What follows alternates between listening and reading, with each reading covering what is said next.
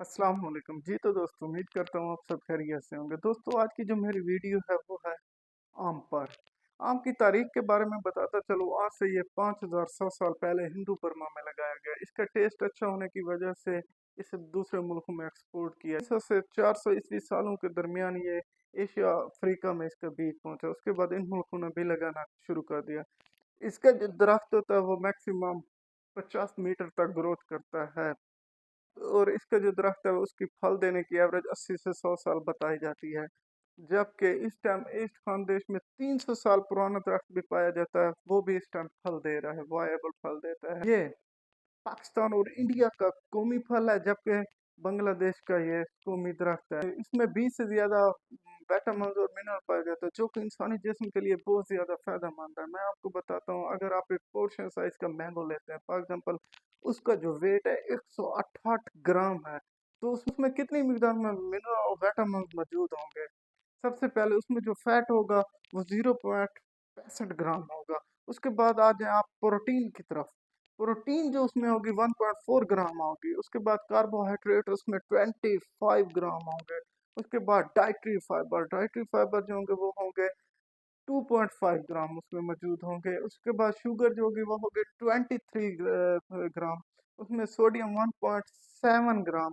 उसके बाद उसमें मैग्नीशियम 4% होगा। उसमें विटामिन सी 101%। और विटामिन B6 जो होता है वो 10% होता है। पोटाशियम 282 मिलीग्राम होता है। कैल्शियम जो इसमें होता है 1.5 ग्राम होगा। और आयरन इसमें 1% होता है। इसमें इतने ज्यादा मिनरल और विटामिन्स पाए जाते हैं। अब इनके फवाद मैं आपको सरसरी बताता हूँ। इस कैल्शियम मौजूद होने की वजह से ये हमारे इंसानी जिस्म की हड्डियों के लिए फायदेमंद होते हैं। उसके इसमें डाइटरी फाइबर होता है 2.5, ये कब्ज के लिए फायदेमंद होता है। अनूमिया की बीमारियों के लिए फायदेमंद होता है। ये हमारे ये कोलेस्ट्रॉल को कंट्रोल करने में फायदेमंद होता है। ये हमें गर्मी की जो लो होता है उसको बचाने के लिए हमें फायदेमंद होता है। दमे के मरीजों के लिए ये फायदेमंद होता है। हमारी नज़र को तेज करने के लिए भी ये फायदेमंद होता है। कैंसर जैसे मूजी मर्ज के लिए से बचाने के लिए हमें फायदेमंद होता है। हम पाकिस्तान में ये 1,51,500 एकड़ पे लगाया गया है, जो कि इससे पाकिस्तान छठा बड़ा मुल्क है फ्रेश मैंगोज पैदा करने वाला और एक्सपोर्ट करने वाला चौथा बड़ा मुल्क है। मैं आपको ये बताऊं कि 2023 में पाकिस्तान ने जो हदफ तय किया था वो 1,25,000 टन मैंगोज को एक्सपोर्ट करना था, लेकिन दूसरे मुल्कों की इंटरफेरेंस की वजह से इंटरनेशनल मार्केट में 1 लाख टन एक्सपोर्ट कर पाए। हमारे ताजरों ने उस 1 लाख टन से 27.9 बिलियन USA डॉलर गेन किए, जो कि बहुत ज्यादा इकानमी को सपोर्ट करने में फायदेमंद रहे।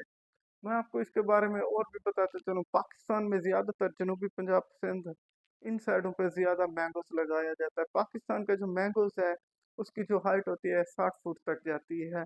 कुछ मैंगोस की हाइट कम होती है, जैसे लाल बादशाह वगैरह 10 से 15 मीटर तक समझ लें, 30-35 फुट तक जाती है। लेकिन ग्रोथ बहुत अच्छी देते हैं। पाकिस्तान का जो दरख्त है, पाकिस्तान में जो मैंगोज है वो 3 से 5 सालों के दरमियान में मैंगोज देना शुरू कर देता है। और इसका टेस्ट बहुत ज़्यादा लाजवाब और इंटरनेशनल लेवल पर बहुत अच्छा समझा जाता है। अब आ जाते हैं शुगर के पेशेंट की तरफ। क्या शुगर के मरीज मैंगोज को खा सकते हैं? ये एक बहुत बड़ी बहस चल रही है। हमेशा शुगर के मरीजों का ग्लाइकेमिक इंडेक्स चेक किया जाता है। मैं आपको ग्लाइकेमिक इंडेक्स के बारे में बताता चलूँ। ग्लाइकेमिक इंडेक्स की वैल्यू जो होती है 0 से 100 होती है। अगर आप कोई फल खाते हैं तो उसमें 0% ग्लाइकेमिक इंडेक्स है, उसका ग्लाइकेमिक इंडेक्स 0 है, तो वो शुगर को नहीं बढ़ाएगा। अगर उसका 100 है तो वो इंसान के लिए नुकसानदेह है। फॉर एग्जाम्पल आप चीनी एकदम खाते हैं, इसका ग्लाइकेमिक इंडेक्स ज़्यादा है, तो इस वजह से शुगर एकदम अप हो जाती है। जो मैक इंडेक्स के बारे में थोड़ा सा बता, अगर ग्लाइकेमिक इंडेक्स लेस देन 55% है, 55%, तो ये चीज इंसानी सेहत के लिए ठीक है, शुगर का पेशेंट खा सकता है। अगर 55 से 70 के दरमियान है तो वो मॉडरेट है, मोहतात होकर खाना चाहिए। अगर 70 से अबव है तो इस चीज से अवॉइड करना चाहिए। जबकि मैंगोज का जो ग्लाइकेमिक इंडेक्स है वो 51% है। अब इसमें सवाल ये पैदा होता है कि इसमें शुगर और कार्बोहाइड्रेट्स भी हैं। शुगर 23% है, वो भी 168 ग्राम मैंगोज में। और कार्बोहाइड्रेट जो है 25% है। तो मैं आपको बताता हूँ, इसमें जो डाइटरी फाइबर होता है 2.5%, ये शुगर और कार्बोहाइड्रेट्स को जो होता है खून में, इसके असर को जाने को ज़ाया करने में मदद देती है, आहिस्ता-आहिस्ता जाने देती है, उसका असर ज़्यादा से ज़्यादा ज़ाया करता है।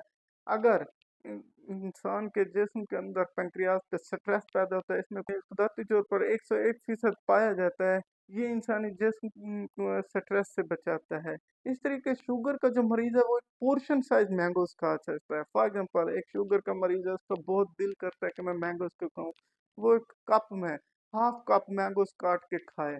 उसके बाद अपना ग्लाइकेमिक इंडेक्स चेक करे। अगर उसका ग्लाइकेमिक इंडेक्स ज़्यादा है तो फिर हाफ से थोड़ा कम कर ले। अगर उसका ग्लाइकेमिक इंडेक्स ठीक रहता है, शुगर लेवल नहीं बढ़ता, तो फिर वो इतनी मिकदार में वो डेली खा सकता है।